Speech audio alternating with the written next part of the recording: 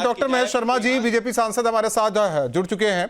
Doctor Mahesh Sharma ji, सबसे बड़ी समस्या देखा जाए अगर नोएडा की बात करें तो जाम की समस्या, लेकिन उसके पीछे जो वजह निकलकर सामने आ रही है, हमारे सहयोगी आपको बताएंगे अनिल कि उसके पीछे उन्होंने क्या पाया है और वो उनके कुछ सवाल भी हैं। डॉक्टर साहब नमस्कार। जी अनिल जी। डॉक्टर साहब, हमने जब देखा कि पूरे नोएडा में किस तरीके से ओवर चार्जिंग की जा रही है पार्किंगों में, और दूसरा हमने देखा कि जितना एरिया निर्धारित किया गया उससे ज़्यादा ठेकेदार उन पर खड़ी करवा रहा है गाड़ियों को और ओवर चार्जिंग कर रहा है। डॉक्टर साहब, हमने एक आरटीआई लगाई थी नोएडा अथॉरिटी में और आपसे पहले लोकेश अहम सर ने वादा किया है कि वो पूरी कार्रवाई करेंगे। बस आपसे माफ़ी चाहूँगा, 2 मिनट आपका समय लूँगा। पहला हमारा क्वेश्चन था, बताने की कृपा करें कि नोएडा प्राधिकरण के अंतर्गत कितने वाहन पार्किंग स्थल निर्धारित किए गए हैं। सर, दूसरा सवाल था, इन अधिकृत पार्किंग स्थलों की सूची, उनका पूरा पता, लोकेशन तथा यदि संभव हो तो नक्शा मैप की प्रति उपलब्ध कराएं। सर, तीसरा क्वेश्चन था, क्या इन पार्किंग स्थलों के लिए नोएडा प्राधिकरण द्वारा अधिकृत एजेंसियां, कॉन्ट्रैक्टर नियुक्त किए गए हैं? यदि हाँ तो उनकी सूची दे दें। क्या प्राधिकरण के पास कोई ऐसी गाइडलाइन नोटिफिकेशन है जिसमें नो पार्किंग जोन का उल्लेख हो? इसकी सूची दे दें। क्या 2024 से अब तक अवैध पार्किंग ठेकेदारों के खिलाफ अभी तक कोई कार्रवाई हुई? उसकी सूची दे दें। सर, इसका जवाब जो आरटीआई में ऑनलाइन आना था सर, उसका जवाब आया, सूचना संकलित नहीं है, आवेदनकर्ता एनटीसी कार्यालय में किसी भी कार्य दिवस में उपस्थित होकर प्राप्त कर सकता है। सर, अगले दिन हम गए, अगले दिन सर हम जब गए, मेरे सहयोगी अमित चौधरी और मैं गया, सर 6 पेज का एक कागज दे दिया जाता है, एक भी सवाल, जो 5 सवाल थे, एक भी सवाल का जवाब नहीं दिया जाता सर। उसके बाद सर हमने जब ग्राउंड रिपोर्टिंग करी, ग्राउंड रिपोर्टिंग में हमें क्या मिला? On camera sir over charging मिली अलग अलग सेक्टर्स में सर, साइकिल ट्रैक पर वाहन खड़े मिले सर, ट्रैफिक जाम मिला सर, वहां से ठेकेदार भाग गए सर, ना कोई वर्दी में मिला सर, और निर्धारित एरिया से भी ज्यादा पार्किंग घेर रखी है सर। मैं भी इस शहर में लगभग 42 वर्षों से रह रहा हूँ और जरूरतों के अनुसार से जितनी पार्किंग की जरूरत थी, जितनी पार्किंग की व्यवस्था होनी चाहिए थी, वो शायद हम ना तो हमारे जिससे पहले जो प्लानर थे वो इसकी कल्पना कर पाए और ना उस जिम्मेदारी को उन्होंने निभाया। आनन फानन में व्यवस्थाएं हुई, मल्टी लेवल पार्किंग, पार्कों के नीचे पार्किंग, और ये सब व्यवस्थाएं हुई।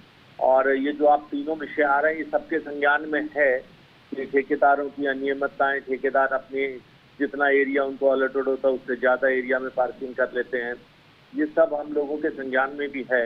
अच्छा किया है आपने इस विषय को नोएडा सीओ के संज्ञान में लाए हैं।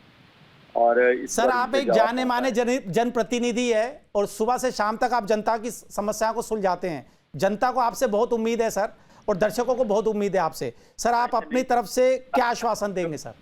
आपने जो 5 विषय उठाए हैं वो संजीदगी से उठाए हुए विषय हैं और उन पर अगर सही जवाबदेही हुई तो इस समस्या का समाधान भी होगा, और जो अवैध वसूली के नाम पर या ज्यादा ओवर चार्जिंग के नाम पर जो चीजें गलत हो रही हैं उन पर भी अंकुश लगेगा। और मैं समझता हूं कि ये जरूरत है इस जनता का। अभी शहर की कल्पना, हम आगे आने वाले समय में 4 लाख फ्लैट अभी इस शहर में खाली पड़े हैं या ऑक्युपाई नहीं है, जिसका मतलब 4 लाख परिवार, 4 लाख गाड़ियां और 16 लाख लोग अगले 3 से 5 सालों के अंदर इस शहर में आएंगे। उनके आने की व्यवस्थाएं, उनकी पार्किंग की व्यवस्थाएं, कुछ सेक्टर तो ऐसे बने हुए थे नोएडा के जहाँ के लोगों ने कभी सोचा ही नहीं था कि सेक्टर में गाड़ी वाले कभी रहेंगे। साइकिल या स्कूटर की सोची गई थी, मोटरसाइकिल की सोची गई थी, उनमें अब गाड़ियां, और अब एक घर में 2-2 गाड़ियां होने लगी हैं। तो डॉक्टर साहब ये बात आपने बहुत अच्छी बात कही, लेकिन जो ग्राउंड रिपोर्टिंग में सामने आया डॉक्टर साहब, जिस तरीके से कॉन्ट्रैक्टरों की अनियमितताएं हैं, क्या आप संबंधित अधिकारियों से बात कर ठेकेदारों पर कार्रवाई करवाएंगे सर? नहीं, तो मैं बिल्कुल आपसे सहमत हूँ और इस अनियमितता को, जिस तरह से आपने 5 सवाल और उनका जवाब मैंने सुना है, ये जवाब उचित नहीं है। इस जवाब की और मैं कहता हूँ गहराई से जांच होनी चाहिए। और मैं भी सीओ नोएडा से कहूँगा कि इसकी अनियमितता की जांच कराएं और इस पर पारदर्शिता से सबके सामने रखें कि क्या क्या असली डाटा क्या है, और उसके पीछे की कोई अगर कोई भ्रष्टाचार है तो उसको भी रोका जाए। डॉक्टर साहब, आपसे हमारे सहयोगी अमित चौधरी एक सवाल करना चाहते हैं। डॉक्टर साहब, अमित, आप अपना सवाल डॉक्टर साहब से कर सकते हैं।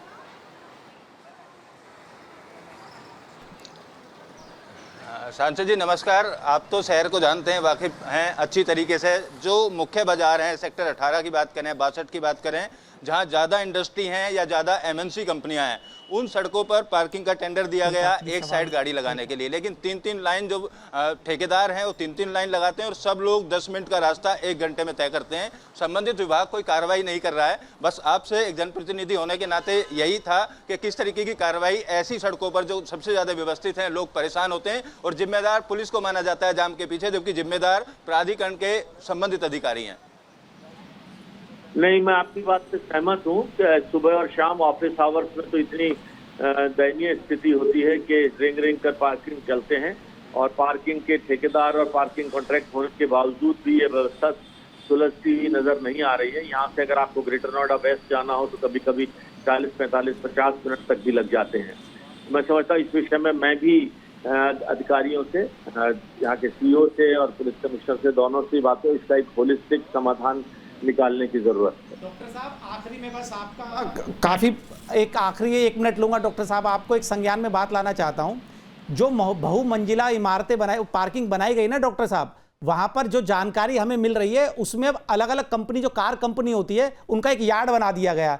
पार्किंग मतलब लोगों को बाहर करनी पड़ रही है, तो आपके संज्ञान में लाया जा रहा है डॉक्टर साहब इस बात को भी। चलिए, ये आपने मुझे संज्ञान में लाया, मैं इसकी भी जांच कराता हूँ मैं। ठीक है, बहुत बहुत शुक्रिया डॉक्टर साहब। धन्यवाद महेश शर्मा। डॉक्टर महेश शर्मा, गौतम बुद्ध नगर सांसद, उन्होंने भी आश्वासन दिया है कि जो भी इसके पीछे है कार्रवाई होगी और उन्होंने खुद कहा कि जब CEO के नॉलेज में ये बात आ गई है तो कार्रवाई होनी है। और लगातार हमारे सहयोगी जुड़े हुए हैं। हिमांशु, देखा जाए बड़ी खबर बता दें, स्पीच ऑपरेशन पार्किंग पर बोले सांसद महेश शर्मा, तो दर्शकों को बता दें हमारे पास जरूरत से कम पार्किंग, ये कहना है सांसद महेश शर्मा का। ये सारा मामला हमारे संज्ञान में है, अवैध वसूली के खिलाफ कार्रवाई होगी, डॉक्टर महेश शर्मा का कहना है। न्यूज स्टेट के सवालों से सहमत है सांसद महेश शर्मा। तो बड़ी खबर, पूरे मामले की गहनता से जांच होगी। तो डॉक्टर महेश शर्मा, गौतम बुद्ध नगर सांसद, उन्होंने न्यूज नेशन नेटवर्क के जो सवाल पूछे गए पार्किंग संबंधित, उसे लेकर जायज ठहराया। ऑपरेशन पार्किंग पर उन्होंने कहा कि जरूरत से कम पार्किंग है और इसको लेकर बातचीत अधिकारियों से होगी। और लगातार हमारे सहयोगी जुड़े हुए हैं। हिमांशु, आपका रुख करते हैं। देखिए, हर एक तरफ की स्थिति अलग अलग है। सेक्टर 18 की स्थिति बताई अमित ने, 62 सेक्टर 62 की अगर बात करें, और वहां 62-63 और भी हैं, देखा जाता है वहां जाम की स्थिति सबसे ज्यादा होती है। एक तरह कहे कि एंट्री पॉइंट भी नोएडा को लेकर उधर से भी है, यहां भी स्थिति भयावह दिखाई देती है। सर, यहाँ से हम जा ही तो रहे हैं, चलते हुए मूविंग में दिखा सकते हैं आपको। तब से मैं मना कर रहा हूँ आपको करने। अब बिल्कुल देखिए, आपको मैं दिखाना चाहूंगा, ये जो यहाँ पे जाम की तस्वीरें हैं, ये आप देख सकते हैं। ये आलम रहता है शाम के वक्त का। हालांकि फिलहाल यहाँ पर जो अधिकारी हैं जो आए हुए हैं, वो तस्वीरें दिखाने के लिए मना कर रहे हैं और उनका कहना है कि यहाँ से आप तस्वीरें नहीं दिखा सकते हैं। लेकिन ये तस्वीरें आप यहाँ पर देख सकते हैं कि मैं 62 पर आपको तस्वीरें दिखा देता हूँ, विजय से चाहूँगा। लेकिन अभी जो अधिकारी यहाँ पर हैं, उन्होंने कैमरे को नीचे करा दिया है, वो दिखाने के लिए मना कर रहे हैं कि यहाँ से आप तस्वीरें नहीं दिखा सकते।